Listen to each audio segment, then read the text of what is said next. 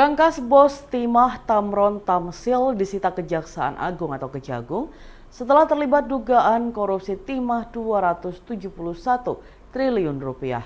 Isi brankas itu sangat mencengangkan lantaran berisi kepingan emas hingga uang cash ratusan miliar. Tamron Tamsil merupakan official ownership CVVIP tersangka korupsi timah ke-9. Ia juga seorang pengusaha kuat dari Koba, Bangka Tengah. Setelah ditetapkan sebagai tersangka dan ditahan Kejagung, harta kekayaan Tamron saat disita pun disorot. Lebih dari puluhan miliar uang cash disita dalam bentuk rupiah, jutaan dolar Amerika, dan dolar Singapura. Rinciannya, uang bermata rupiah sebesar 83 miliar 835.196.000 rupiah. Kemudian ada 443.400 dolar Singapura. Lalu 1.547.400 dolar Amerika dan 1.840 dolar Australia. Selain uang tunai, ditemukan pula emas logam mulia seberat 1.062 gram. Selain Tamron, sang adik Tony Tamsil juga ikut ditahan di Lapas Kelas 2A Pangkal Pinang sejak Kamis 25 Januari 2024. Menteri Sosial Tri Risma hari ini mengatakan pihaknya tidak mengusulkan bantuan sosial atau Bansos El Nino. Hal ini diungkapkan Risma saat dihadirkan dalam sidang lanjutan sengketa hasil Pilpres 2024 di Mahkamah Konstitusi atau MK pada hari ini, Jumat 5 April 2024. Ketua MK Suhartoyo awalnya bertanya kepada Mensos Risma, apakah kementeriannya pernah mengajukan pengadaan Bansos El Nino. Namun Risma mengatakan pihaknya tidak berani mengusulkan karena belum mengetahui keadaan keuangan negara.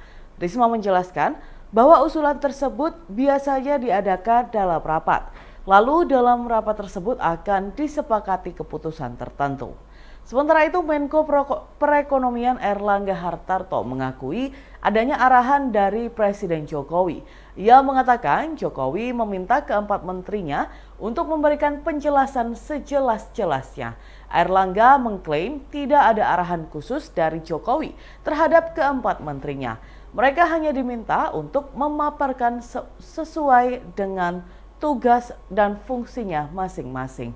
Sebagaimana diketahui, 4 Menteri Kabinet Presiden Jokowi dipanggil ke MK hari ini dalam sidang lanjutan sengketa Pilpres 2024. Keempat menteri itu adalah Menteri Koordinator atau Menko Bidang Pembangunan Manusia dan Kebudayaan Muhadjir Effendi, Menko Perekonomian Erlangga Hartarto, Menteri Keuangan Sri Mulyani Indrawati, dan Menteri Sosial Tri Risma hari ini. Dalam kesempatan ini mereka menyampaikan paparan awal sebelum kemudian majelis hakim melontarkan beragam pertanyaan. Namun hanya majelis hakim yang boleh bertanya kepada mereka. Para pihak dalam sidang ini juga dilarang menyampaikan interupsi. Pada momen yang sama, Hakim Konstitusi Arief Hidayat mengatakan Mahkamah tidak memanggil langsung Presiden Jokowi. Adapun alasannya karena dinilai tidak etis memanggil kepala negara di sidang mahkamah.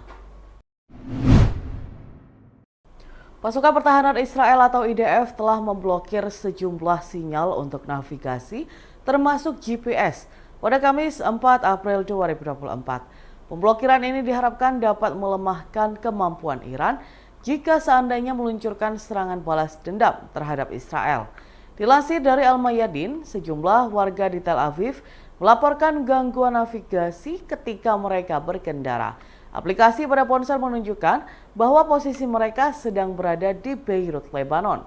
Gangguan semacam ini sebelumnya telah banyak dilaporkan di Israel Utara dan daerah dekat Gaza. Namun sangat jarang terjadi di Israel Tengah, seperti Tel Aviv. Dengan adanya gangguan navigasi ini, Israel berharap dapat menghambat efektivitas rudal balistik maupun drone musuh. Sebelumnya pada Senin 1 April 2024, Israel menyerang gedung konsulat Iran yang terletak di Suriah. Serangan ini menewaskan 2 jenderal Iran, serta 5 perwira militer lainnya. Salah satu jenderal yang tewas adalah Muhammad Reza Zahedi, komandan pasukan Quds di Suriah dan Lebanon.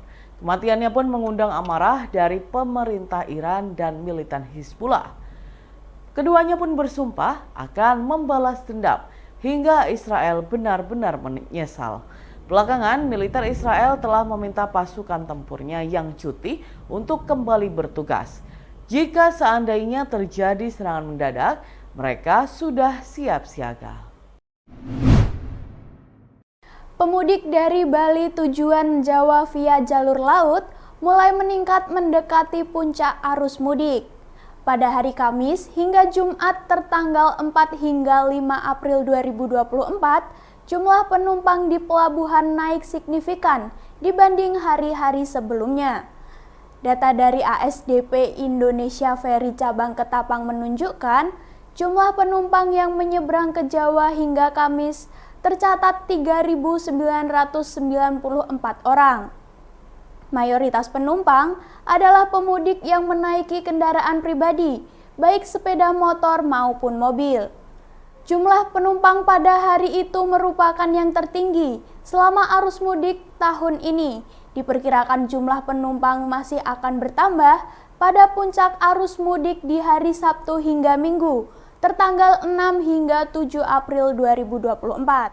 Putra, salah satu seorang pemudik baru bisa menyeberang ke Banyuwangi setelah menempuh perjalanan berjam-jam menaiki sepeda motor dari Denpasar. Ia yang hendak mudik ke Jember sengaja pulang pada H-5 Lebaran dan berharap perjalanan lebih lancar karena belum memasuki musim puncak arus mudik. Kapolsek kawasan Pelabuhan Tanjung Wangi, Ibtu Heru Slamet Haryanto mengatakan, kondisi jalur utama di Banyuwangi tergolong lenggang, tak ada kemacetan di simpul-simpul jalur utama. Maka dari itu, rekayasa lalu lintas juga belum diberlakukan. Heru mengungkapkan, untuk kondisi penyeberangan di pelabuhan arus kedatangan pemudik dari Bali cukup padat mendominasi, dan untuk arus ke arah Bali masih landai, sehingga membuat 4 kantong parkir yang disiapkan belum terpakai. Selain itu, kendaraan tujuan Bali pun masih leluasa menunggu jadwal penyeberangan di area parkir pelabuhan. Dan Tribuners, berikut kita simak bersama wawancara dari seorang pemudik, Putra. Mas, ini mudik dari mana? Dari Bali kan? Dari Bali, daerah mana? Denpasar. Denpasar. Ya. Tadi perjalanan lancar nggak Mas dari Denpasar ke sini? Ya alhamdulillah saya dikit, lancar dikit. Berapa jam tadi? Kami sih berangkatnya jam 3 subuh. 3 subuh. Nah, baru bisa masuk kapal jam berapa? Jam 8. Jam 8. Ini mau pulang kemana nih Mas? Ini Mas ngantri nggak sih Mas? Di pelabuhan. Masuk pelabuhan macet ya tadi? macet. Berapa jam buat masuk ke kapal itu dari pintu masuk pelabuhan? Adalah 1 jam, 2 jam. 1 jam. Gelaran razia hingga penggerebekan terhadap petasan dilakukan oleh Polres Bangkalan menjelang perayaan Hari Raya Idul Fitri. Dalam sepekan terakhir, polisi menyita sedikitnya hampir 4.000 lebih petasan dari 2 titik berbeda serta 2 kuintal bubuk mercon. Penggerebekan pertama terjadi di rumah milik SR, 41 tahun, warga desa Martajasa, Kota Bangkalan pada 25 Maret 2024, sekitar pukul 22:12 waktu Indonesia bagian Barat. Barang bukti yang disita berupa 2.100 mercon, 1 kardus kertas sumbu, 3 kardus selongsong, 1 kardus kertas bungkus selongsong, 1,5 karung belerang, 1/2 karung bubuk mercon sreng, dan 1 kuintal bubuk aluminium. 3 hari kemudian, personil opsional Satreskrim Polres Bangkalan melakukan penangkapan kepada seorang remaja pembeli mercon berinisial MH, 19 tahun, warga Kecamatan Kamal saat dirinya melintas Jalan Raya Desa Pangpong, Kecamatan Labang. Kapolres Bangkalan, AKBP Febri Isman Jaya mengungkapkan, dari tangan MH pihaknya menyita barang bukti berupa 1 bungkus serbuk berwarna silver, seberat sekitar setengah kilogram. Beberapa jam kemudian, polisi juga melakukan penggerebekan di rumah pria berinisial AA, 25 tahun, warga Desa Buluh, Kecamatan Kamal. Dari penggerebekan itu, pihak kepolisian mengamankan barang bukti sebanyak 1.648 buah petasan setengah jadi, 2 buah karung berisikan serbuk berwarna hitam, masing-masing sebanyak setengah karung. Selanjutnya, 9 bungkus serbuk berwarna silver dengan berat masing-masing 1 kg, 157 buah gulungan kertas bungkus petasan ukuran sedang, 515 buah gulungan kertas bungkus petasan ukuran kecil, hingga beberapa peralatan untuk memproduksi petasan, seperti batang besi dan kayu untuk memadatkan pembuatan mercon. Febri menjelaskan, razia terhadap bahan peledak dalam hal ini mercon tidak hanya dilakukan di 2 tempat itu, namun juga di seluruh kecamatan yang ada di Kabupaten Bangkalan. Dengan adanya razia tersebut, ia berharap bisa memberikan rasa nyaman dan aman kepada masyarakat menjelang perayaan Hari Raya Idul Fitri. Dan Tribuners, berikut kita simak bersama wawancara dari Kapolres Bangkalan, AKBP Febri Ismanjaya. Menjelang Lebaran ini, kami Polres Bangkalan tetap akan melakukan razia-razia petasan, khususnya petasan ya, yang ada di Kabupaten Bangkalan. Himbauannya ya untuk masyarakat terkait petasan. Himbauannya, kalau petasan kan tidak boleh ya. Tapi kalau kembang api kan masih diperbolehkan karena memang ada aturan yang tadi kalau petasan memang sesuai dengan undang-undang darurat memang tidak bisa. Dan ada berapa kilo yang diamankan dan? Tadi Iya. kurang lebih 2 kuintal. 2 kintal. Tadi sudah kami musnahkan juga dengan teman-teman dari Gegana Polda Jatim. Dari berapa lokasi itu? Itu Dua lokasi. wilayah Bangkalan semua. 3 desa kayaknya dan semuanya total. Yang paling besar itu yang 3 desa, tapi kan kita operasinya untuk 17 kecamatan, 18 kecamatan. Puluhan awak bus menjalani tes urin yang diselenggarakan BNN Kabupaten Blitar di Terminal Tipe A Patria Blitar pada Jumat 5 April 2024. Tes urin dilakukan untuk memastikan para awak bus bebas dari narkoba selama pelaksanaan angkutan Lebaran 2024. Kepala BNN Kabupaten Blitar, AKBP Bagus Hari Cahyono mengatakan ada 25 awak bus yang menjalani tes urin di Terminal Patria. Hasilnya, semuanya dinyatakan negatif. Bagus menerangkan tes urin penting dilakukan untuk memastikan para awak bus bebas dari penyalahgunaan narkoba. Pasalnya penyalahgunaan narkoba oleh awak bus berisiko terjadi kecelakaan lalu lintas. Ia mengungkapkan BNN Kabupaten Blitar sudah 3 kali menggelar tes urin kepada awak transportasi umum di masa angkutan Lebaran. Sebelumnya, BNN menggelar tes urin untuk masinis dan kru kereta api di stasiun Blitar. Hasil tes urin untuk masinis dan kru kereta api juga dinyatakan negatif semua. Lalu pada Kamis 4 April, BNN menggelar tes urin kepada awak bus di Terminal Kesamben, Kabupaten Blitar. BNN melakukan tes urin terhadap 25 awak bus di Terminal Kesamben. Hasilnya, ada 1 awak bus yang dinyatakan positif amfetamin.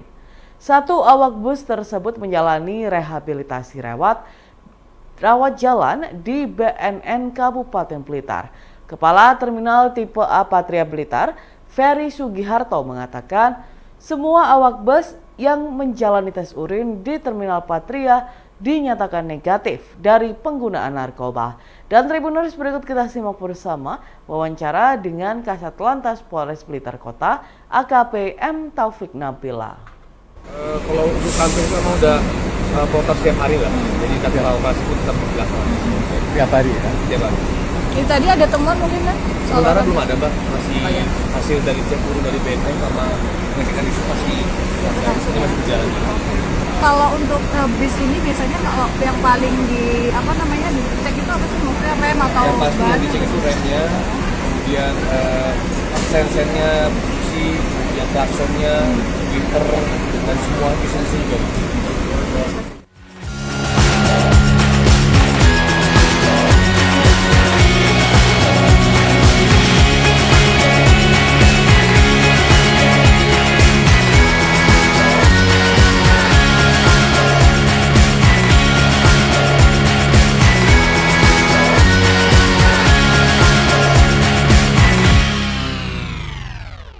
Download Tribun X sekarang.